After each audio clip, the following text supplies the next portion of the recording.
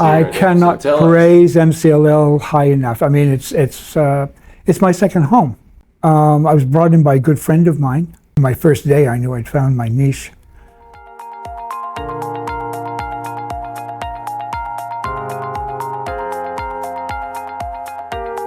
My name's Roger Humphrey, and I am co-moderating along with Jim Wyant a study group on the Silk Roads.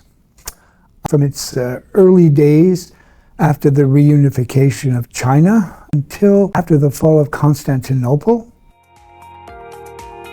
It's not one little track, from Beijing to Constantinople. No, there were any number of them, and they went, it depended on security, for one thing, and ease of travel. Mind you, it was still a difficult, these were difficult routes you have to go through mountain passes in the Himalayas and the other mountain ranges that are there. That part's very, very interesting, is how they develop. And of course you have these cities, like Samarkand. These were major trading centers. There were others, but that one comes to mind. There were other of these cities that were important as well. Overland, it wasn't like one straight trip. They stopped in multiple places, and someone, in each case, another person or group would take that cargo and move it to the next stopping point. So in each case, there was a cost involved, so it increased the value of the goods when it finally reached Western markets.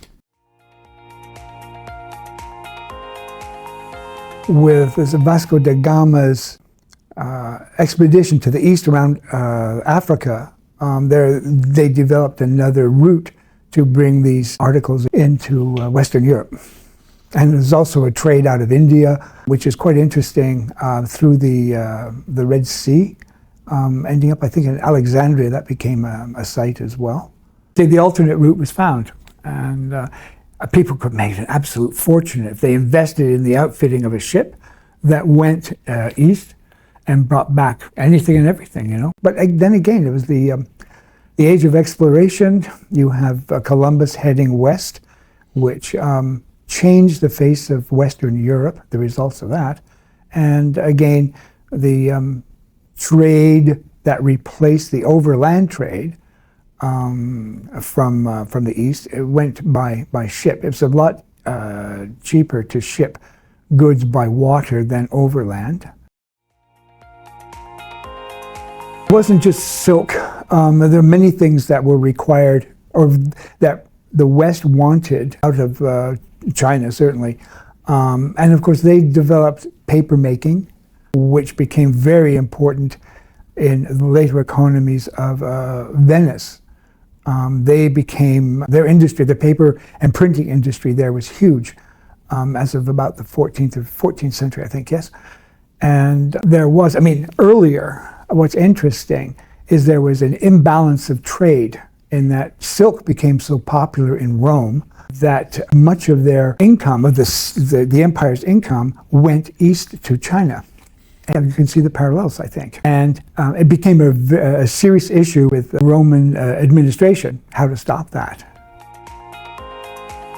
We try to do it, we encourage with our members to do it chronologically. However, if by the third week someone wants to talk about Marco Polo and his adventures, go for it. We don't say no to anything, as long as it's germane to the topic. Besides Jim and myself, we have some members who are repeats, and they are interested in the topic, and they find something from our list of suggested topics, and just go to town with that. And for the most part, they really are interesting, And we cover everything. We do politics, the arts, trade. We try to stay away from conflict unless it's really important to the overall picture, but because people are a little tired of conflicts. With this study group, the topic is so vast that there's a lot of information to mine. It really is interesting. Just the various societies or civilizations that occupied the steppe area that runs from, I think, the Black Sea all the way to Manchuria. I mean, we've got Attila the Hun, Genghis Khan, and anyone in between. And these people were very, very influential in providing certainly security for the traders on that route.